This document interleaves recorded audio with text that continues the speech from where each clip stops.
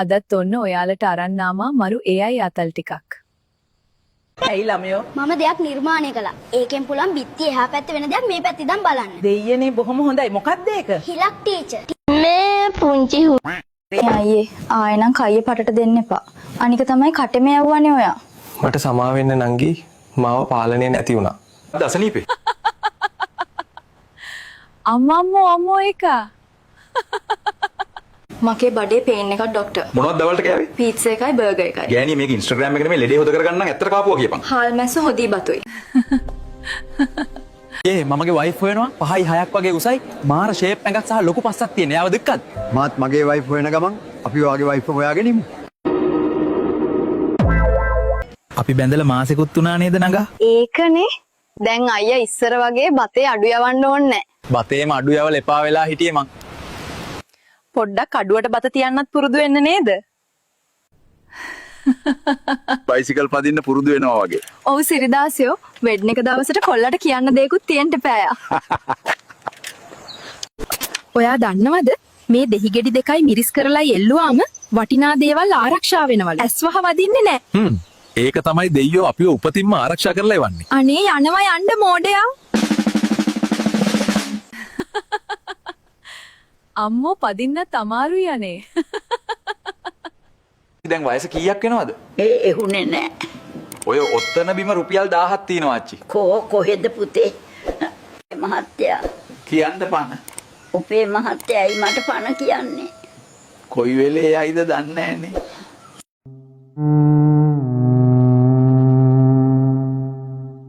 ලේ කවුද යකෝ මම අර රැයට ගන්න වැස්ලින් එක ඉවර කරේ. මහා පාන්දර හදිස්සියක් කළා සේරම ඉවරුණා සිරිදාසියෝ.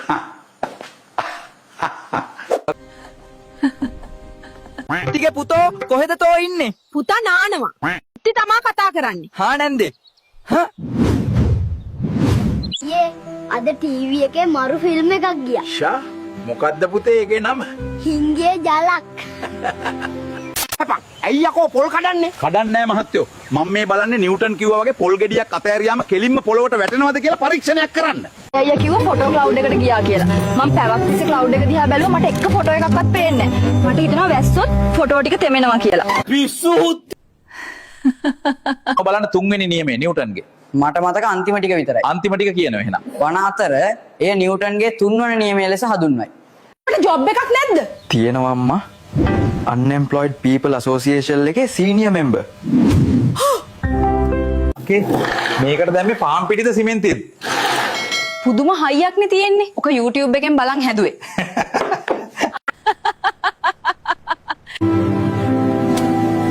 ලොකුසියේ කොහොමද සමනලයෝ ගෑනු ළමයි වගේ ලස්සන වෙන්නේ?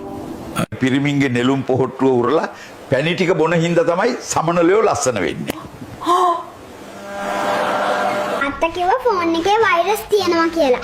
ඉතින් මම ඒ වෛරස් ටික නැති වෙන්න ෆෝන් එක හොඳට හොදනවා. කලින් පාර වගේ නම් ෂවර් එකේ අද උණු වතුර එන්නේ නැහනේ. කලින් පාර කිව්වේ තමුසේ කලිනුත් ඇවිල්ලා තියෙනවද මෙහෙට? පිස්සුද ඔයාට? වෙන කාට හරි රැවටිලා කවුරු හදපුවද මන්දා මේවනම්. වයිෆ්ගේ හොඳම යාළුවා ලස්සනයි කියලා වැරදිලාවත් කියන්න එපා. හේතුව මං හොඳ වෙලා එවිත් කියන්නම්. ඔබ නම් ආයෙ උයන්න එපා. මං උයන්නම් හරිද? හරි හරි. මේ අසමෝදගම් එක බොන්නකෝ ඉක්මනට හරියයි. එපි යක්කුන්ටත් බය නැති જાතියක් බං. ඒකනේ මොහිනීටත් මේ වගේ ළමෙක් ඉන්නේ.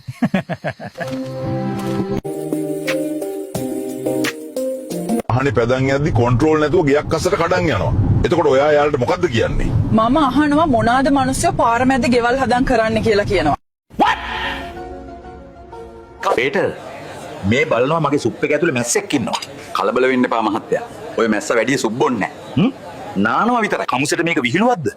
අපි සල්ලි ගෙවලානේ ගන්නෙ. මහත්තයා මැස්ස නෑවා කියලා අපි අමතර මුදලක් අය කරන්නේ නැහැ. ඒක අපෙන් නොමිලේ ලැබෙන සේවාවක්. මෙයක් ගන්නවද? ප්‍රශ්න 3කට උත්තර දෙන්න 10000යි.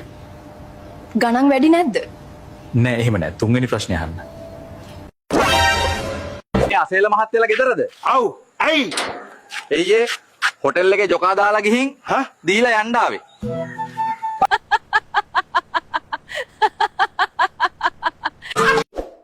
බටේ කඩු දාන්නද මං?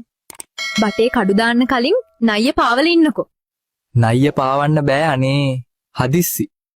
හබෝ කුණු කරෝල ගඳයි ඕක. එල්ලේ ලොකු කෙසෙල් ගෙඩියක් අරන් යන්නේ පොඩි කෙසෙල් ලැවරියක් ගත්තා නම් හරිනේ. නානයියේ මේ බනිස් ගෙඩියට පොඩි කෙසෙල් හරියන්නේ නෑනේ.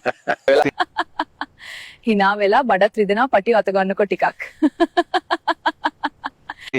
මොකද බං මේ කරෝල දිහා බලාගෙන ඉන්නේ? නැහැ සීයේ. කෙල්ලෙක් නැති වුනහම කරෝල වගේ තමයි ජීවත් වෙන්න වෙන්නේ. මට පාට යට ඇදුම් දැක්කන මට පිස්සු වගේනේ. සුරංග ඔහොම නැවතියන්.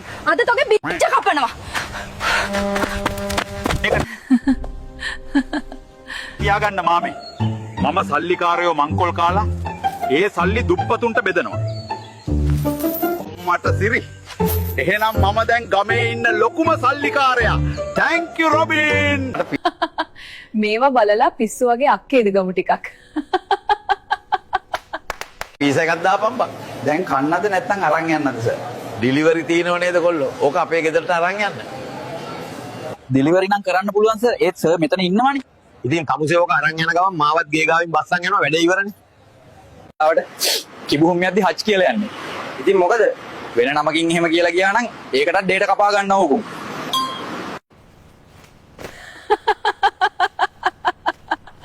ෆු තියෙනවද? නෑ. සැමන් තියෙනවද? නෑ. සීනි තියෙනවද? නෑ. එහෙනම් ලෑලි තියෙනවද? ඔව්. එහෙනම් වහ ගන්නවා කඩේ. මොකද දන්නවද මෙතන ස්පීඩ් ලිමිට් එක 60යි කියලා? අනේ සර් මම දැක්කේ 60 නෙවෙයි පාරේ 160 කියලා ගහලා තියෙනවා. ඒ පාරේ අංකය ඔයි. බහැපියේ ඉක්මනට එන්න ඉක්මනට. ඇයි බෙරිහන් දෙන්නේ? ආවෙකේ මේ ලයිට් එකක් නිවාගෙන යන්නකෝ. ඉඳා තොට සෙරෙප්පුවේ.